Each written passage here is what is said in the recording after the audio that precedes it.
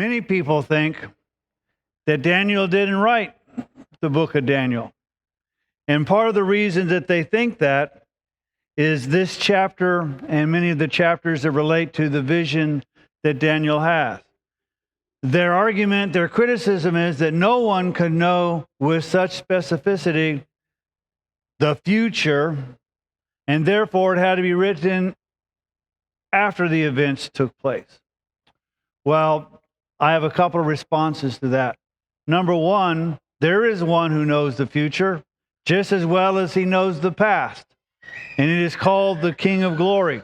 God, who gave Daniel the vision and interpreted for him, is the one who knows the future, and so we can rely on it. But even if you take the critics and they say, well, it wasn't written back in the 500 BCs, but more like the 120 BCs, Daniel is still going to have several other predictions of the future. One of those is the coming of the Messiah. So even if it was written as late as the critics say, there are still future passages to take place, which do take place in our past, but there's still more future predictions yet to come. And so just as I believe Daniel wrote, and I believe that not because I am so smart, but because Jesus said, have you not read what Daniel the prophet said? So Daniel the prophet wrote the book because Jesus said he wrote the book. So that's kind of enough information for me. But again, even if we accept the criticism that it had to have been written later, there are still things to come that we will see. And so let's take a look at the 8th chapter of Daniel. It says, in the 3rd year of the reign of Belshazzar the king, a vision appeared to me, Daniel subsequent to the one which appeared to me previously. And I looked in the vision, and while I was looking, I was in the city of Susa, which is in the province of Elam. And I looked in the vision, and I myself was beside the Ulai canal. Then I lifted up my eyes, and behold, a ram which had 2 horns was standing in front of this canal.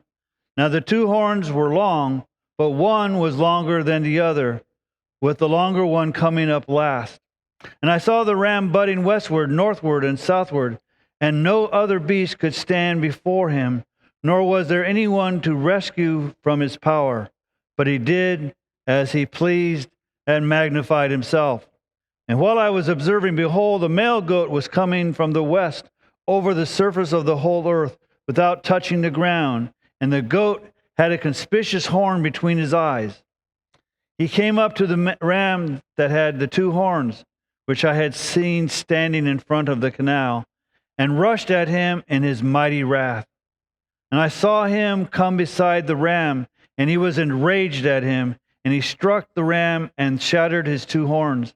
And the ram had no strength to withstand him. So he hurled him to the ground and trampled on him, and there was none to rescue the ram from his power. Then the male goat magnified himself exceedingly, but as soon as he was mighty, the large horn was broken, and in its place there came 4 conspicuous horns towards the 4 winds of the heaven. And so this is Daniel's 2nd vision, and we see, as I said, is the subsequent one. And it takes place, the first one takes place in the 1st year of Belshazzar, king, and this one takes place in the 3rd year. So a couple of years passes. This gives us, again, some additional information that the other visions of both Nebuchadnezzar and then of Daniel gives us more information about, so that we might have a better understanding. But it is written at the time when the Babylon is still the ruling empire. So it's not like he's writing, okay, this took place and Babylon suffered, but it's taking place when Medo-Persia was in power. So that's when he's seen this vision, and he sees it not in the capital of Babylon, but he sees it in Susa, which is a satellite city. Now, it seems to indicate that Daniel isn't there in his vision. he's there. But some say, well, he may have been on a diplomatic mission or whatever. I kind of think that's somewhat unlikely, since Belshazzar didn't really know about Daniel till the night he lost power. So it's unlikely that he sent him on any kind of diplomatic mission. But we see that, and so my belief is that the entire vision is he's seen it from this place. I'm going to kind of explain what's taking place, but know that in a few verses, the angel is going to explain what takes place. So I read the end of the chapter, so I kind of, it helps. But rather than reading it and then going to the next and then trying to compare, I think it's just quicker if I talk about it, but then compare my analysis with what the angel says. And so what we see here is the goat with two horns, one larger. A horn usually represents a seat of power, authority. And so with the two horns, we're going to see that that represents the Medo-Persian Empire. And it says one horn is larger. The second one, Persia, always had the greater influence and power in the Medo-Persian Empire. So this vision shows that there's this duality of authority, but the Persians, the second one, had the greatest. But then there's this goat that comes and is enraged. And even though no one up until this point could withstand the Medo-Persian Empire, that is able to go north, south, east, and no one can stop it, all of a sudden this goat comes and is enraged against this ram with two horns. It has a single horn. And it says that he travels without touching the ground, which means he's moving quickly. We're told, and history shows us, that it's the Greek Empire that takes down the Medo-Persian Empire, and Alexander the Great is able to subdue the Medo-Persian Empire within just a couple of years. So much so that at the age of 33, it is told that Alexander sat depressed, saying there are no more worlds to conquer. And he had great power, and he was viewed as someone of great authority. But he dies quickly. Some say he died of an illness. Others say that one of his generals, Cassandra, poisoned him. But whatever it may be, he rises to great power and then dies. Then verse 9 says this: out of one of the horns came forth a rather small horn, which grew exceedingly great towards the south, towards the east, and towards the beautiful land. Now the beautiful land is considered Israel. And it grew up to the host of heaven, and caused some of the hosts and some of the stars to fall to the earth, and it trampled them down. It even magnified itself to be equal with the commander of the host, and it removed the regular sacrifice from him, and the place of his sanctuary was thrown down. And on account of the transgression, the host will be given over to the horn along with the regular sacrifice, and it will fling truth to the ground and perform its will and prosper. Then I heard a holy one speaking, and another holy one said to that particular one who was speaking, how long will the vision about the regular sacrifice apply? And while the transgression causes horror, so as to allow both the holy place and the host to be trampled. And he said to me, for 2,300 evenings and mornings, then the holy place will be properly restored. Okay, what's that all about? Well, we are told in history, which is confirmed by this vision, that on Alexander's death, after some period of intrigue and murder, his four generals divide up his territory. And one of the generals was named Cassander, as I mentioned before, and he was given over to rule Greece and its region. Lysistrata ruled over Asia Minor. Seleucus ruled over Syria and Israel. And Ptolemy ruled over Egypt. So the four generals divided up their territory. So that's the four horns. But then it says there's a little horn that pops up out of them. This little horn is believed to be Antiochus the Fourth, who's been called Antiochus the Fourth of Epiphanes, which means the glorious or illustrious one or the magnified one.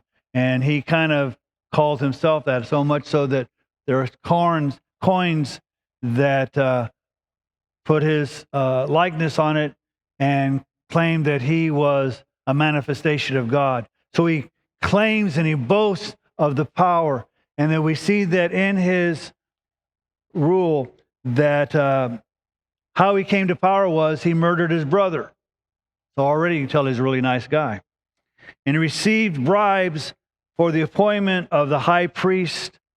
And then when somebody gave him additional money, he took that high priest position away and gave it to another. Now,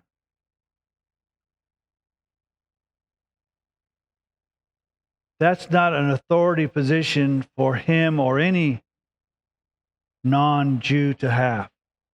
The high priest position was based on birth and determination by God of the tribe of the Levites. But we can see how, in essence, religion got so syncretized with power that everybody looked to the ruling authority to say, well, give me the power of religion over this. And they bribed him. And then when the money wasn't enough, bribed him again.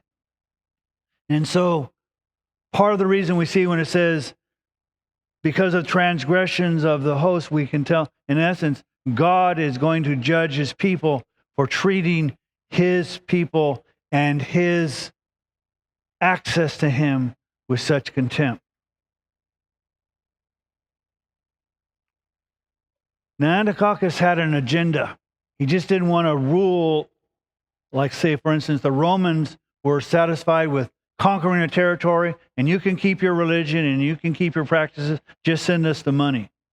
Antiochus wanted to reshape Israel. So he demanded that Greek culture and Greek customs be adopted. He refused to allow them to become circumcised and any other types of things that would be a part of Jewish custom and religion. So not only did that, when he lost the battle, he came back to seize Jerusalem a second time and set an idol of Zeus in the sanctuary. And then he took swines and sacrificed them. Then he took the juices of the pigs and sprinkled it all over the temple. And thus, sacrifices were stopped because of that desecration. It is also believed that Antiochus was responsible for the murder of about 100,000 Jews. Now it says that when the temple was desecrated, that the offerings would be ceased for a period of 2,300 evenings and mornings. So there's kind of some disagreement. How do you interpret that? Some would say, well, it's 2,300 days. If you hold to that position, there seems to be sufficient historical evidence to say that that's an okay position, because there was a period of time that from the orders to the rededication of the temple took that about a time, about 7 years. And then others say, no, what it's talking about is 2,300 evenings and mornings sacrifices. So we're talking about 1,650 days, but 2,300 sacrifices. And that there seems to be additional support to say that that's when the sacrifices actually stopped and whatever. I'm not smart enough to know which it is, but I do know the temple was desecrated, and I do know the sacrifices were stopped. And I do know that it was re-cleansed. And there is a holiday that the Jews celebrate called Hanukkah, where there was the Festival of Lights, where it said that there wasn't enough oil to keep the candles burning after the dedication of the temple. And so it burned for 8 days longer than it should have until the proper oil came. And you find that in the book of Maccabees and whatever. The book of Maccabees, as far as Protestants are concerned, is not the Word of God. It has some historical evidence. But I will say that apparently Jesus celebrated that custom because the New Testament says that Jesus went to Jerusalem during the Festival of Lights, which was this festival. So Jesus celebrated Hanukkah, if you will, even though we don't. So that's kind of the historical setting. We have the Greek nation subduing the Medo-Persian Empire very quickly. We see Alexander dying, 4 generals rule. The one that's significant to Israel is Antiochus, and how he treats the people. So let's say if all that comes into agreement with the interpretation. Verse 15. When I, Daniel, had seen the vision, I sought to understand it. And behold, standing before me was one who looked like a man. And I heard the voice of a man between the banks of Ulai, and he called out and said, Gabriel, give this man an understanding of the vision. So he came near to where I was standing, and when he came, I was frightened and fell on my face. But he said to me, Son of man, understand that the vision pertains to the time of the end. Now while he was talking with me, I sank into a deep sleep, and my face to the ground. But he touched me and made me stand upright. And he said, Behold, I am going to let you know what will occur at the final period of the indignation, for it pertains to the appointed time of the end.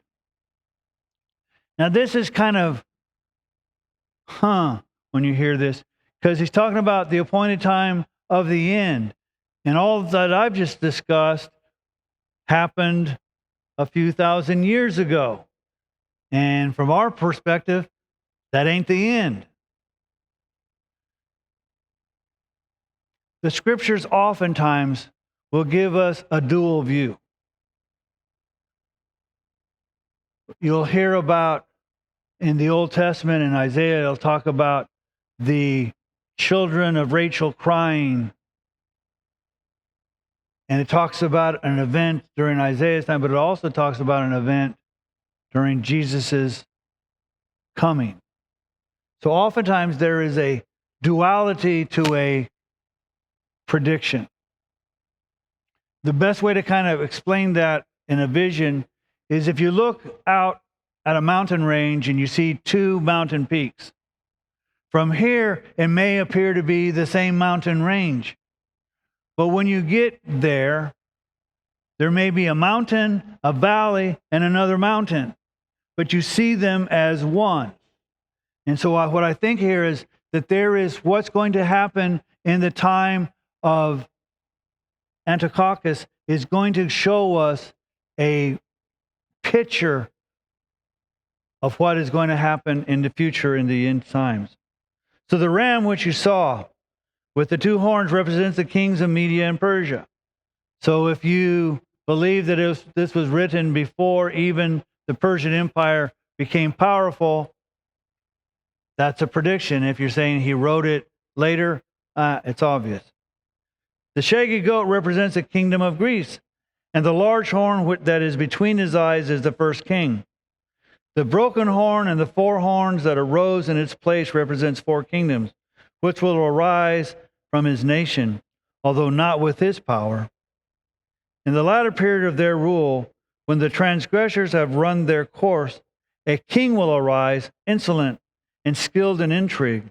His power will be mighty, but not by his own power. And he will destroy to an extraordinary degree, and prosper and perform his will. He will destroy mighty men and the holy people. And through his shrewdness, he will cause deceit to succeed by his influence. And he will magnify himself in his heart. And he will destroy many while they are at ease. And he will even oppose the prince of princes. And he will be broken without human agency. The vision of the evenings and the mornings which has been told is true. But keep the vision secret, for it pertains to many days in the future. And so we are given even more information about this one who is going to rebel against the people of God. While it fits Antiochus IV, and Antiochus dies of an illness. He doesn't die at the hands of a human, and is told that he dies a very painful death. This also gives us a picture of someone who almost sounds like Antiochus, and his name is the Antichrist. And the Antichrist will be shrewd and powerful and will receive power not of his own. And he will desecrate the temple, and he will, if you will, murder the holy ones. And so we see, just as, for instance, Joseph is talked about as a type of Christ, and David is a type of Christ, and Daniel is a type of Christ. We also see in the scriptures a type of Antichrist. Those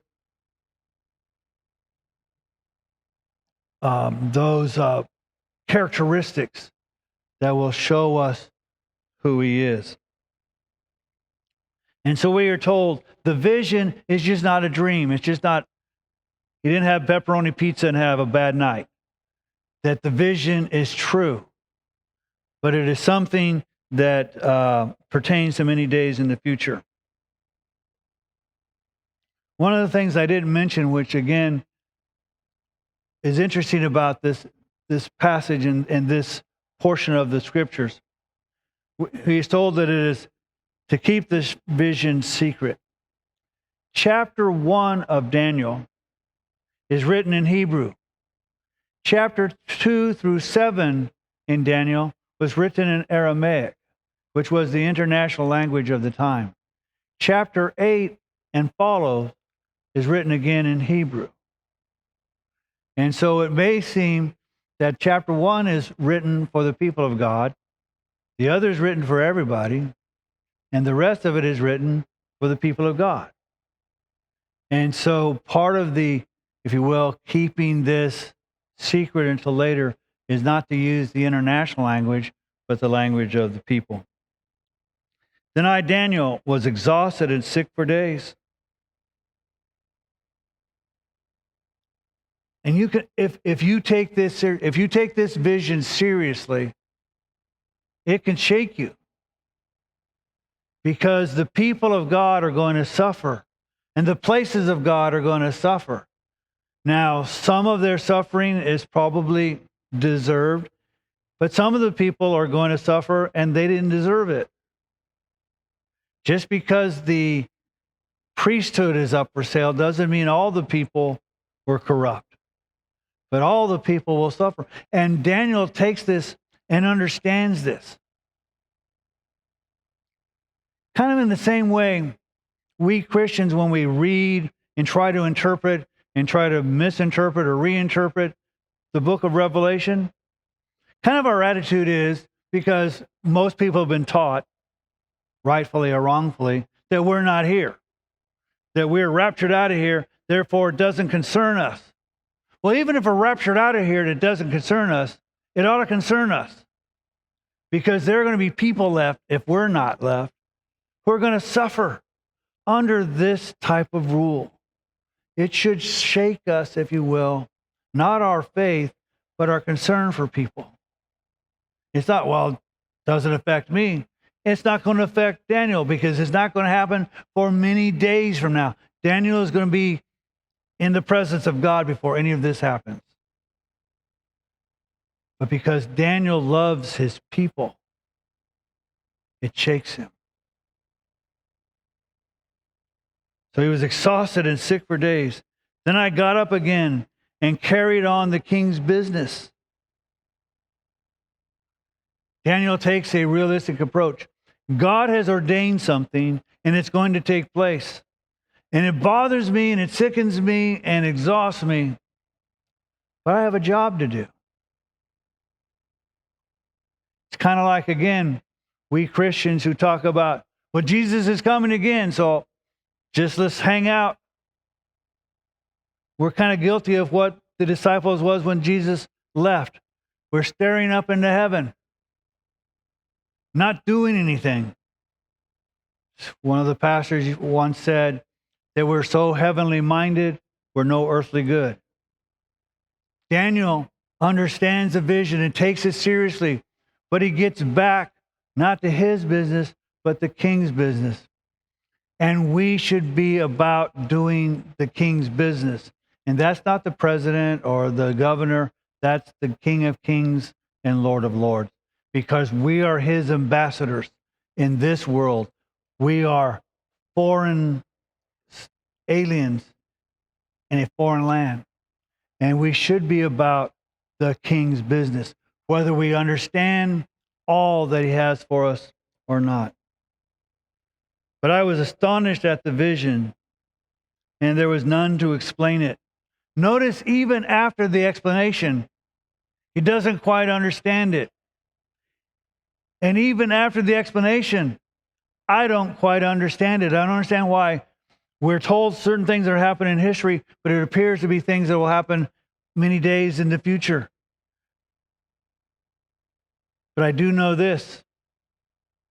When it's all revealed, we'll look back at this and say, I don't understand why there was a debate. It's clear what God had said. His symbols, which we may not have understood at the time, are clear. But even whether they're clear or unclear, we need to be doing the king's business. And the king's business is, what did he tell us to do? Go therefore unto all the nations, testifying, making disciples, baptizing, teaching them not just some of the things of God, but the whole counsel of God. It's a shame that when children grow up in church, that when they leave to go off to college or off to a job or whatever, their faith is still only childlike. We didn't mature them. We seem to be so interested in conversions because we can mark our Bible and say, I got that one, I got that one. Aren't I a great witnesser for God? It's kind of like the person that we would find fault with, who has child after child after child, but never raises them, never cares for them, just expects somebody else to do it. And that's oftentimes what we do when it comes to spiritual matters. We are all excited about giving birth to someone, but hopefully somebody else will care for them. That's not the plan of Jesus. The king's business is to teach and preach all that he has taught us, so that when these things happen, while it may emotionally shake us, it does not shake us in our faith, because he's already told us what's going to happen. And he has told us what's going to happen, even if we don't totally understand it. And he told us the type of person who is going to come and have this terrible influence, that he's a deceiver, that he doesn't have, that he will magnify his own self.